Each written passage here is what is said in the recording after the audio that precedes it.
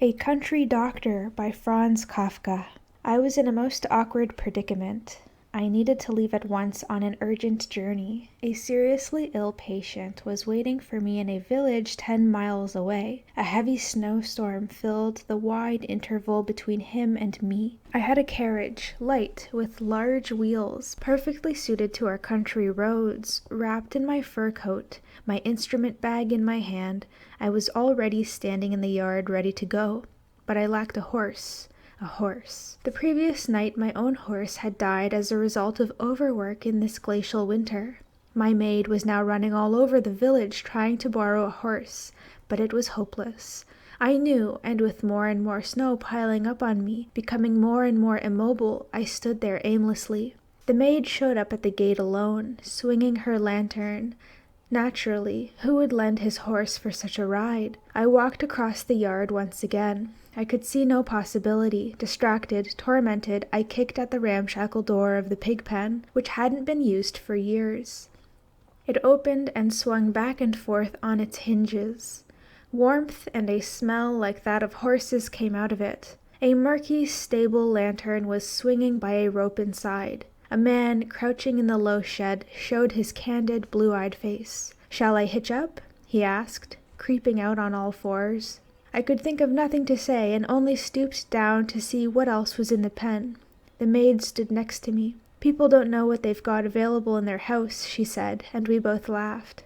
"Hey there, brother! Hey there, sister!" called the groom and 2 horses, powerful animals with strong flanks, their legs drawn up tight to their bodies, lowering their well-formed heads like camels, slid out of the door one after the other solely by twisting their bodies to and fro, and occupied the doorway completely with not an inch to spare. But immediately they stood up on tall legs, their bodies steaming with dense vapor. "Help him," I said, and the willing maid ran to hand the groom the carriage harness.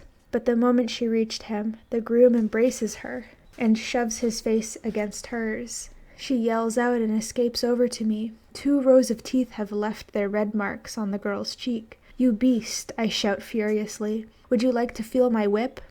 But I instantly recall that he's a stranger, that I don't know where he has come from, and that he's volunteering to help me when all the rest are failing me. As if he knew my thoughts, he isn't vexed by my threat, but still busy with the horses, merely turns once to face me.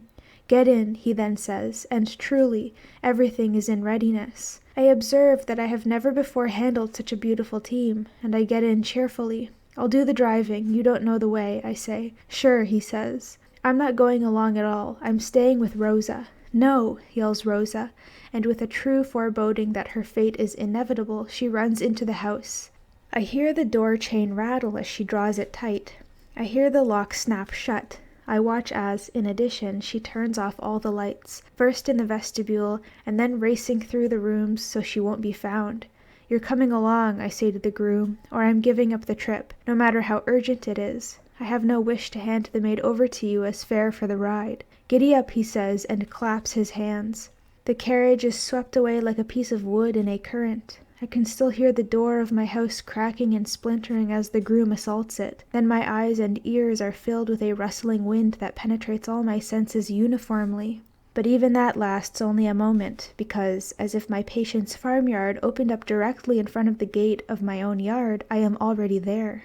The horses are standing calmly. The snowfall has ended. Moonlight all around. The parents of the patient rush out of the house, his sister after them. They practically lift me out of the carriage. I can't make out any of their confused talk. In the sick room the air is barely breathable. The stove, which hadn't been tended to, is smoking. I intend to open the window, but first I want to see the patient. Then, with no fever, not cold, not warm, with expressionless eyes, without a shirt, the boy raises himself up under the feather bed, embraces my neck, and whispers in my ear, "Doctor, let me die." I look around. No one has heard. His parents are standing in silence, bending forward in expectation of my medical opinion. The sister has brought a chair for my bag. I open the bag and look through my instruments. The boy continues to grope toward me from his bed in order to remind me of his request. I take hold of some tweezers, examine them in the candlelight, and put them down again. Yes, I think blasphemously. In such cases, the gods come to your aid. They send the missing horse. Because of the urgency, they add a second one, and in their bounty they grant you the groom. It is only then that I think of Rosa again. What am I to do? How can I rescue her? How can I pull her out from under that groom when I am 10 miles away from her and unmanageable horses are harnessed to my carriage? Those horses which somehow have now loosened the reins and in some unknown way have opened the windows from outside. Each one has thrust its head in through a window and, heedless of the family's outcry, is scrutinizing the patient. I'll ride right back, I think, as if the horses are inviting me to go. But I allow the sister, who believes I am numb from the heat, to take off my fur coat. A glass of rum is prepared for me. The old man pats me on the shoulder. The surrender of this treasure of his justifies that familiarity. I shake my head. I would grow ill within the old man's circumscribed way of thinking. For that reason alone I refuse the drink. The mother stands by the bed and entices me over. I obey and, while a horse neighs loudly at the ceiling, I place my head on the chest of the boy, who shivers at the touch of my wet beard. What I know is confirmed. The boy is healthy, with somewhat poor circulation, glutted with coffee by his anxious mother, but healthy, so that the best thing would be to shove him out of bed. But I am not out to improve the world, and I let him lie there. I'm an employee of the district government, and I do my duty to the hilt, to the point where it's almost too much. Though badly paid, I'm generous and helpful to the poor. I still must take care of Rosa. Then the boy may be right, and I, too, shall die. What am I doing here in this endless winter? My horse is dead, and there's no one in the village who will lend me his. I have to find my team in the pig pen, if by chance they weren't horses. I'd have to drive with sows. That's the way it is. And I nod at the family. They know nothing about it, and if they knew, they wouldn't believe it. Writing prescriptions is easy, but otherwise communicating with people is hard. Well, this seems to be the end of my call here. Once again I've been annoyed for nothing. I'm used to that. With the help of my night bell, the whole district tortures me. But having to give up Rosa, too, this time, that beautiful girl who has lived in my house for years, and whom I scarcely noticed, that sacrifice is too great, and I must somehow square it temporarily in my own mind, through sophistries, if I'm not to make an all-out attack on this family, because, even with the best will in the world, they can't give me back Rosa. But as I am closing my bag and signaling to have my coat brought over, as the family stands there together, the father sniffing at the glass of rum in his hand, the mother, whom I have most likely disappointed, what do the people expect of me? Biting her lips tearfully, and the sister waving a blood-soaked towel, I am somehow ready to admit on certain conditions that the boy is perhaps ill after all. I go over to him. He smiles at me as I approach, as if I were bringing him, say, the most invigorating soup. Oh, now both horses are neighing. The noise, ordained by some lofty powers, is probably meant to facilitate my examination, and I find, yes, the boy is ill. On his right side, around the hip, a wound as large as the palm of one's hand has opened up, pink, in many shades, dark as it gets deeper, becoming light at the edges, softly granular, with irregular accumulations of blood, wide open as the surface entrance to a mine. That's how it looks from some distance, but close up, a complication can be seen as well. Who can look at it without giving a low whistle? Worms as long and thick as my little finger, naturally rose-colored and in addition spattered with blood, firmly attached to the inside of the wound, with white heads and many legs, are writhing upward into the light. Poor boy, there's no hope for you. I have discovered your great wound. You will be destroyed by this flower on your side. The family is happy. It sees me active. The sister tells it to the mother to the father to a few guests who are entering the open door through the moonlight on tiptoe, balancing with outstretched arms. Will you save me? The boy whispers with a sob, completely dazzled by the life in his wound. That's how the people are in my area, always asking the doctor for the impossible. They've lost their old faith.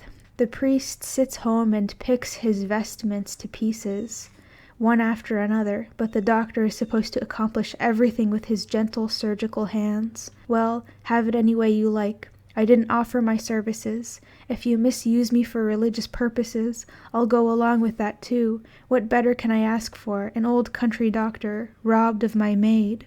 And they come, the family and the village elders, and they undress me. A school choir led by their teacher is standing in front of the house and singing an extremely simple setting of these words. Undress him, then he will cure. And if he doesn't cure, then kill him. It's only a doctor, it's only a doctor. Then I'm undressed, and, my fingers in my beard, I look at the people calmly with head bowed. I am completely composed and superior to them all, and remain so too, even though it doesn't help me, because now they take me by the head and feet and carry me into the bed. They lay me against the wall, on the side, where the wound is. Then they all leave the room. The door is closed, the singing dies away, clouds pass in front of the moon, the bedclothes lie warmly on top of me. The horses' heads in the window openings waver like shadows. Do you know, I hear, spoken into my ear, I don't have much confidence in you. You just drifted in here from somewhere. You didn't come on your own 2 feet. Instead of helping, you're just crowding me out of my deathbed. I'd like most of all to scratch your eyes out. Right, I say. It's a disgrace, but I'm a doctor, you see. What should I do? Believe me, it's not easy for me either. Am I supposed to be contented with that excuse? Oh, I guess I must. I'm always forced to be contented. I came into the world with a fine wound. That was my entire portion in life. My young friend, I say, your mistake is this. You don't have the big picture. I, who have already been in all sick rooms, far and wide, tell you, your wound isn't that bad. Brought on by 2 hatchet blows at an acute angle. Many people offer their sides and scarcely hear the hatchet in the forest, let alone having it come closer to them. Is it really so, or are you fooling me in my fever? It's really so. Take a government doctor's word of honor into the next world with you. And he took it, and fell silent. But now it was time to think about how to save myself. The horses still stood faithfully in their places. Clothing, fur coat, and bag were quickly seized and bundled together. I didn't want to waste time getting dressed. If the horses made the same good time as on the way over, I would, so to speak, be jumping out of this bed into mine. Obediently, a horse withdrew from the window. I threw the bundle into the carriage. The fur coat flew too far. It just barely caught on to a hook with one sleeve. Good enough.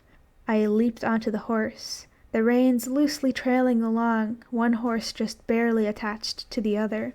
The carriage meandering behind, the fur coat bringing up the rear in the snow. Giddy up and look lively, I said, but the ride wasn't lively. As slowly as old men we proceeded across the snowy waste. For a long time there resounded behind us the new but incorrect song of the children. Rejoice, O patients, the doctor has been put in bed alongside you. Traveling this way, I'll never arrive home. My flourishing practice is lost. A successor is robbing me, but it will do him no good, because he can't replace me. In my house the loathsome groom is rampaging. Rosa is his victim. I don't want to think of all the consequences. Naked, exposed to the frost of this most unhappy era, with an earthly carriage and unearthly horses, I, an old man, roam about aimlessly. My fur coat is hanging in back of the carriage, but I can't reach it, and no one among the sprightly rabble of my patients lifts a finger to help. Betrayed, betrayed. Having obeyed the false ringing of the night bell just once, the mistake can never be rectified.